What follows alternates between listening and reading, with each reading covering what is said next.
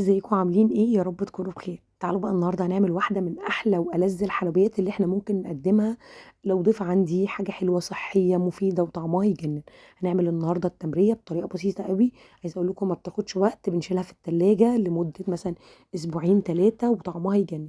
تعالوا نشوف عملناها ازاي. اول حاجه انا عندي بسكوت بتاعي بطعم القرفه. طبعا لو بتفضلوا اي بسكوت تاني مفيش مشكله، بس يستحسن يكون بطعم القرفه.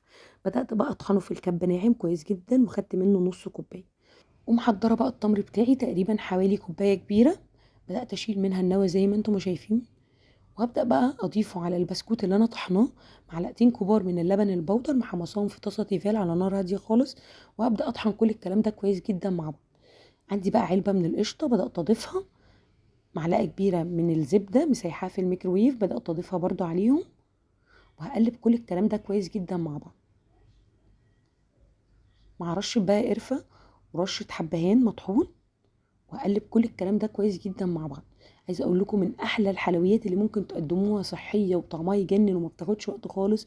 بنحفظها في التلاجة وبنخرجها وقت ما نحب. بدات بقى اشكلها الحجم طبعا اللي انتوا تحبوه. ونبدا بقى نزينها باي حاجه انتوا بتفضلوها. انا بقى كان عندي سمسم وكان عندي جوز هند وشوكليت. اي حاجه بتفضلوها ممكن تزينوها. طبعا كل الكلام ده بيدي شكل حلو قوي قوي في التقديم. عندي بقى الشوكليت بتاعي مسيحاه وبدات انزل بالتمريه بتاعتي. وهحطها بقى على ورق زبدة لحد ما الشوكليت بتاعي تبدأ تتماسك كده. تقريبا حوالي ساعة في التلاجة. ونبدأ بقى نزينها بأي حاجة انتوا بتحبوها. رشة مكسرات على الوش، لو عندكم شوكولاتة بيضة أي حاجة بتفضلوها ممكن تزينوها. التزيين ده بتاعكم انتوا. كان عندي بقى شوية من السمسم بدأت أضيف التمرية بتاعتي على السمسم. بصوا مجرد ما بنزلها كده يا دوبك السمسم بيمسك فيها بكل سهولة.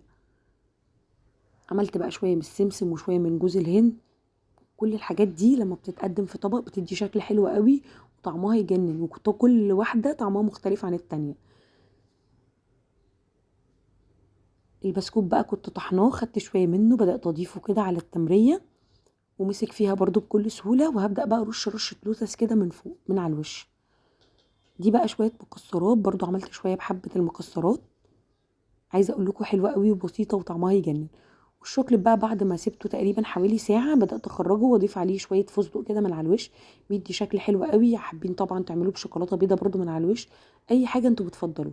عايزة أقول لكم من أحلى الحلويات اللي انتوا ممكن تقدموها. صحية وبسيطة وما بتاخدش وقت. وكل سنة وانتوا طيبين. وإن شاء الله نتقابل في فيديوهات تانية كتير.